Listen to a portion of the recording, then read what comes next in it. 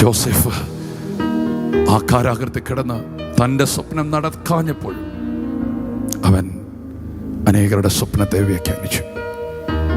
ആമേൻ. നിനക്ക് ഞാനത് വീണ്ടും ആവർത്തിക്കും. നിനക്ക് പല ഏറിയ വീക്കായിരിക്കാം, പല ഏറിയ നീ തകർന്നതായിരിക്കാം. എനിക്ക് ഈ പ്രശ്നമുള്ളതുകൊണ്ട് ഞാൻ അത് ചെയ്യത്തില്ല, എനിക്ക് ഈ പ്രതിസന്ധി ഉള്ളതുകൊണ്ട് ഞാൻ ആരോടും ആർക്കു വേണ്ടി പ്രാർത്ഥിക്കത്തില്ല, എനിക്ക് ഈ പ്രതിസന്ധി ഉള്ളതുകൊണ്ട് ആർക്കു വേണ്ടി ഞാൻ ഇടിവിൽ നിൽക്കത്തില്ല. നോ, നീ പ്രാർത്ഥിക്കുക, നീ ശുശ്രൂഷിക്കുക, നിന്നെ ഏൽപ്പിച്ച വേല ചെയ്യുക.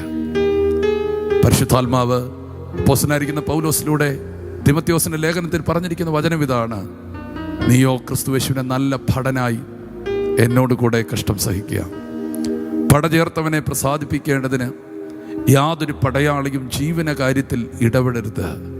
ഒരുവൻ മല്ല് കിട്ടിയാലും ചട്ടപ്രകാരം പോരാടുന്നില്ലെങ്കിൽ കിരീടം പ്രാപിക്കുന്നില്ല. സ്തോത്രം എന്ന് പറഞ്ഞാൽ നിന്നെ ഏൽപ്പിച്ച യുദ്ധം അങ്ങ് ചെയ്യുക. ഒരു പടയാളി അവൻ വീട്ടിൽ അരിയുണ്ടെന്നോ സാധനമില്ലെന്നോ ഒന്നും ഓർത്ത് ഭാരപ്പെടത്തില്ല. അവനൊരു യുദ്ധത്തിലാണ്. പക്ഷെ അവൻ്റെ കാര്യങ്ങളെല്ലാം അവനെ അയച്ച ഗവൺമെൻറ് ചെയ്തു കൊടുക്കും. ഞാൻ ഇന്ന് പരിശുദ്ധാത്മാവ് പറഞ്ഞു, നിന്റെ മേൽ വന്നിരിക്കുന്ന വിളി വലുതാണ്.